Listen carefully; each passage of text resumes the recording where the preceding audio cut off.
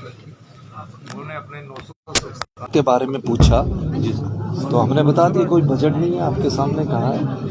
तो वो उनका दायित्व बनता है विपक्ष के नेता होने के नाते, क्योंकि 9 महीने में ऐसी देवीय शक्ति आ गई कि 900 इंस्टीट्यूशन खोल दिए।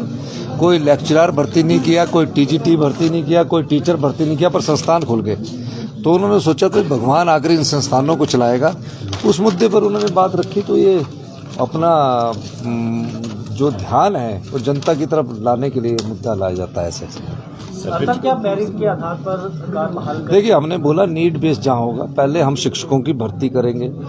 हम जहाँ सरकारी ऑफिस बंद किए गए वहाँ सरकारी कर्मचारियों की भर्ती करेंगे, और बजट आने पर हम उसमें बजट का प्रावधान करेंगे। और जहाँ हिमाचल के लोगों की जरूरत होगी वहाँ उन संस्थानों पर पुनर्विचार करके मेरिट के आधार पर खोला। सर, भर्तियों में जो घोटाला हुआ है उस मामले पर अभी देखिए, मैं तो समझ नहीं पाया कि इतने संस्थान खोलने से पहले भर्तियां की जानी चाहिए थी। भर्तियां उनकी सारी स्टे है, हाई कोर्ट से लेकर सुप्रीम कोर्ट तक केस चल रहे हैं। और इस दृष्टिकोण से अगर वो अपना कार्य कर रहे हैं तो मेरा ये मानना है कि हमें पूरी तरह से अब सब प्रकार से बात लेकर आगे बढ़ना है। और जहाँ कोई भी बच्चा, अगर एक भी बच्चा शिक्षा से वंचित नहीं रहेगा, हमारी सरकार का ये कटिबद्ध है इसके लिए। लेकिन अपनी संस्थाएं खोलकर भी 900 संस्थाएं खोलने के बाद भी जनता ने उन्हें विपक्ष में बैठा दिया। उन्हें अपने गृहवाह में झांकने की जरूरत है। इसका मतलब है कि वो संस्थाएं राजनीतिक रोटियां सेकने के लिए खोले गए थे। बहुत बहुत धन्यवाद। सर, कैबिनेट की बात सर्टिफिकेट लेकर जो है वो एडमिशन एंट्री की गई है, सब चीजों की जानकारी। सर, कैबिनेट विस्तार को लेकर अगर बात करें तो कब तक हो सकता है, और कल जो है वो स्पीकर का भी जो चयन होना है, तो क्या कहेंगे? देखिए, अभी मैं धन्यवाद करना चाहूँगा हमारे विपक्ष के नेता श्री जयराम ठाकुर जी ने, जो कांग्रेस पार्टी के प्रत्याशी थे कुलदीप सिंह पठानिया जी, उनके नाम को सेकंड किया। मैंने प्रपोज किया है और जयराम ठाकुर जी ने उसको सेकंड किया। ये साझा उम्मीदवार हो गया आज नॉमिनेशन के बाद। और उसके बाद हमारे हर्षवर्धन चौहान जी और मुकेश अग्निहोत्री जी ने प्रपोजल सेकंड किया, और शांडिल जी और पूर्व जो स्पीकर थे विपिन परमार जी, उन्होंने प्रपोजल सेकंड किया है। तो 3 सेट कर दिए। तो वो लगता है कि उनका नॉमिनेशन आज खत्म हो गया, तो अनअपोज्ड उनका चुनाव आने वाले समय में हो जाएगा। सर, मंत्रिमंडल के विस्तार की बात करें तो हाथ से हाथ जोड़ो अभियान हमारे अखिल भारतीय कांग्रेस कमेटी का है। मैं आज कार्यकर्ताओं की बैठक में गया था।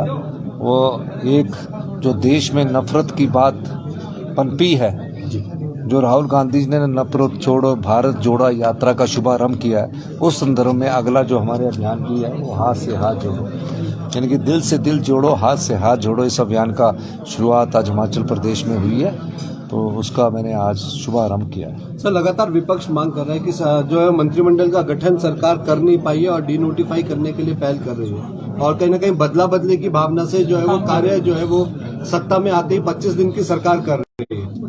नहीं, मंत्रिमंडल तो हमारा अधिकार है, विपक्ष को बोलने का अधिकार है। उनके पास बोलने को कुछ नहीं है ना, तो मंत्रिमंडल पर बातें उठाएं।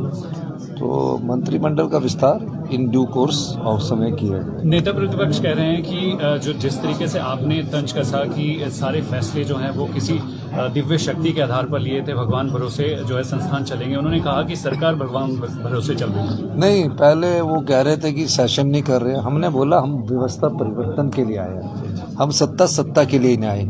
आपने देखा विपक्ष के नेताजी को हमने बहुत बोलने का समय दिया। हम चाहते हैं कि वो अपनी बात रखें। पीछे से कुछ लोग जोर जोर से नारे लगा रहे थे, उनका दायित्व है। जब उन्होंने पूरी बात रखी तो हमारी बात भी सुन ले। तो आज भी हम इनको कह रहे हैं कि आपको पूरी बात रखने का अधिकार है, और विपक्ष में सार्थक विपक्ष की भूमिका निभाइए तथ्यों के आधार पर।